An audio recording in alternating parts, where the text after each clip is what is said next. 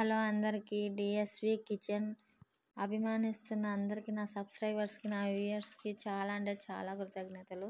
ఈరోజు వెజిటేబుల్ బిర్యానీ చేసుకుందాం రండి.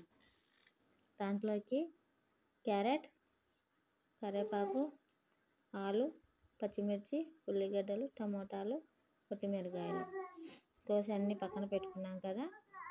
దీంట్లో నాన్ వెజ్ ఎంత బలం ఉంటుందో తింటే వెజిటేబుల్ బిర్యానీలో కూడా అంత బలం ఉంటుంది.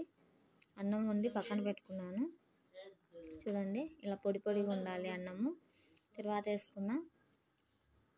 ఇలా తర్వాత వేసుకోవాలి. అన్నీ వేసి వెజిటేబుల్ మొత్తం వేసి బిర్యానీ ఆకు, లవంగాలు, చెక్క అన్నీ వేయాలి. వేసి బాగా మగ్గనివ్వాలి.